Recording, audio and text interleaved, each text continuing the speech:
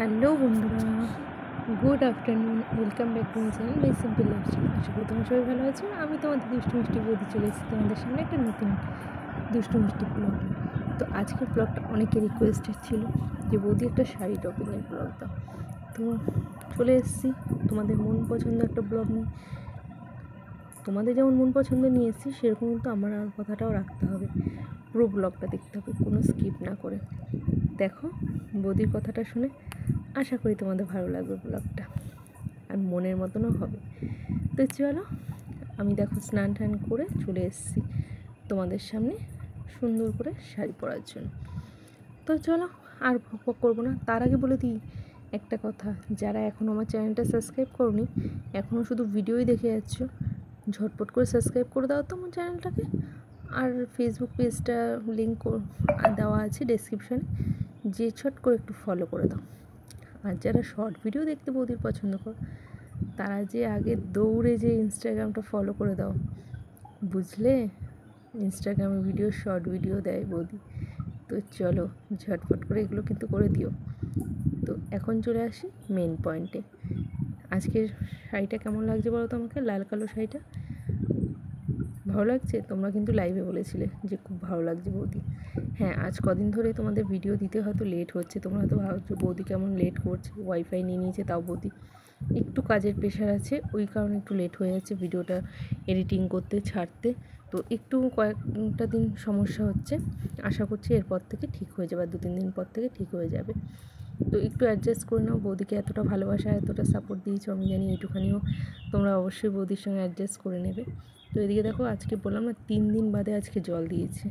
তো জল দিয়েছে পরেই না সঙ্গে সঙ্গে প্রচুর কাচাকুচি ছিল, সেগুলো কেচে ধুয়ে ঘর ঠর মুছে টুছে প্রচুর মানে কাজের চাপ ছিল। তো সেগুলো কমপ্লিট করে এই যে দেখো শাড়ি পরে স্নান করে শাড়ি পরতে বসে পড়েছি। কারণ হলো গিয়ে এখন আবার রান্না করতে হবে, তারপর আরও অনেক কাজ আছে।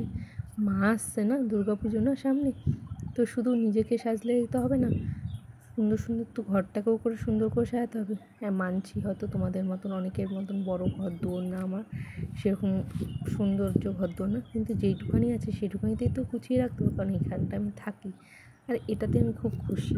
হয়তো সবার মতন বড় বড় রাজপ্রাসাদ নেই, কিন্তু যেইটুখানি আছে আমি তাতে আমি বড্ড খুশি। তাতে আমি মনে আনন্দে আমি একা থাকি আমার ছেলেকে নিয়ে, জানো তো। তো সেটাই তোমাদের সঙ্গে শেয়ার করি।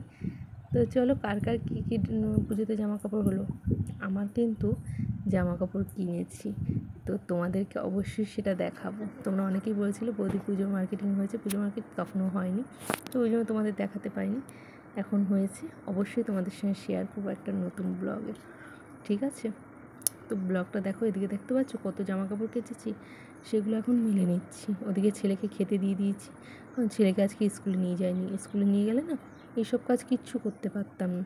ওই জন্য বললাম আজকে এতদিন যখন কামাই হয়ে গেছে, আর একটা দিন কামাই হয়ে যাক, আগে এগুলো কমপ্লিট করে নিই তারপর। তো চলো দেখো এদিকে কী সুন্দর ওয়েদারটা না, বাইরে খুব সুন্দর ওয়েদারটা রয়েছে। বৃষ্টি হয়েছে না, বৃষ্টি হওয়ার পর পুরো আকাশটা পরিষ্কার হয়ে গেছে।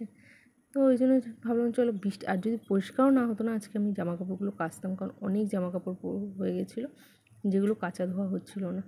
আর সামনে পুজো, ঘরের মধ্যে নোংরা ময়লা জামা কাপড় থাকলে কেমন লাগে বলো? একদমই ভালো লাগে না। হয়তো তোমরা অনেকে বলেছো বৌদি তোমার কি বাড়িতে পুজো যে তুমি এত পরিষ্কার করছো? বাড়িতে না পুজো হতে পারে, মা তো আসছে, মা আসছে মানে মা সবার ঘরে আসছে, তাই না? এই বছরে একটা দিনই তো মায়ের আনন্দে আমরা সবাই মেতে উঠি, মা আসা আনন্দে যতটা মেতে উঠি, আর মা যখন চলে যায় ততটাই একটু কষ্ট লাগে মনে। কিন্তু মা আসার, যেমন বাড়িতে যেমন নতুন অতিথি আসলে যেমন ঘর দুয়ার পরিষ্কার করে রাখতে হয়, সেরকম মা আসছে, ঘর দুয়ার পরিষ্কার করবো না বলো? শুধু নিজে পরিষ্কার হলে হবে? ঘর দুয়ারও পরিষ্কার করতে হবে। তো সেদিকের জন্যই দেখো এদিকে সব জামা কাপড়। আর তার মধ্যে তোমরা জানো কদিন আগে আমার ছেলের গায়ে মা এসেছিলো, তো সেই জন্য কাচা ধোয়া করতে পারছিলাম না। তো সব মিলিয়ে না অনেক প্রচুর জামা কাপড় ঘরে পড়েছিল, তো সেগুলো একবারে কেচে দিয়েছি আজকে, মেশিনে কেচেছি আজকে, আর হাতে কাচিনি, ওই জন্য তোমাদের সঙ্গে দেখাতে পারিনি। আর মেশিনে আমার ড্রাইটা খারাপ হয়ে রয়েছে আজ কবের থেকে, তোমাদের দাদাভাইকে বলে বলে না মুখ ব্যথা হয়ে গেলো, এখনও এনে দিল, ড্রায়ারটা ঠিক করলো না। তো আমাকেই মনে হয় শেষ পর্যন্ত করতে হবে। তো যাই হোক, দেখা যাক কী হয়, আগে যেটাই হবে না কেন তোমাদের সঙ্গে অবশ্যই শেয়ার করবো, কারণ সামনে শীত আসছে, যদি ড্রায়ারটা ঠিক না করি না জামা কাপড় কিছুতে শুকাতে চাইবে না। আর ছেলের তো গায়ে সোয়েটার আছে প্রচুর, রেগুলার 2টো করে সোয়েটার নোংরা করে, তো ওগুলো ভেজে থাকলে তো আর হবে না বলো। আর ড্রায়ারটা হলে পরে না শুকিয়ে যায় তাড়াতাড়ি করে। তো অনেক বকবক করে ফেললাম। এদিকে দেখো জামা কাপড় কেচে ধুয়ে মেলে দিচ্ছি। আর এখন ছেলেরও মোটামুটি খাওয়া হয়ে এসছে, এখন আমি খাবো, তাহলে পরে মোটামুটি সব কমপ্লিট হয়ে যাবে। তো চলো, আজকে অনেক গল্প করে ফেললাম, অনেক কথা বলে ফেললাম, তোমাদের অনেক জ্ঞান দিয়ে দিলাম। যতই বলো না কেন, যতই জ্ঞান দিই না কেন, তাও কিন্তু আবার লাস্টে আবার বলবো, যারা এখনও পর্যন্ত আমার চ্যানেলটি সাবস্ক্রাইব করনি তারা কিন্তু ঝটপট করে সাবস্ক্রাইব করে দাও, তাই না? বৌদিকে এগোতে হবে তো, ভালোবাসা দিতে হবে তো। বৌদিকে নিজের পায়ে দাঁড় করাতে হলে তোমাদের ভালোবাসা আর সাপোর্ট বৌদির খুব দরকার। তো চলো, এই কথা নিয়ে আবার কেউ বাজে কোনো মাইন্ড করো না যে বৌদি তুমি কি নিজের পায়ে দাঁড়িয়ে দিতে পারো না। অবশ্যই নিজের পায়ে, সে সবাই সবার নিজের পায়েই দাঁড়ায়, কিন্তু আর্থিক হিসাবে সেটা বলেছি, ঠিক আছে? তো চলো, টাটা বাই বাই, সবাই ভালো থেকো, অনেক সুস্থ থেকো, আর পুজোটা সবাই অনেক অনেক আনন্দ কাটাও, ঠিক আছে? আর তোমাদের ভালোবাসার সাপোর্ট পেয়ে আমিও পুজোটা অনেক আনন্দে কাটাবো। তো টাটা বাই বাই সবাইকে, আবার আসবো। আশা করছি আগামীকাল থেকে তোমাদের টাইম মতন ভিডিও দিতে পারবো। ওকে, টাটা।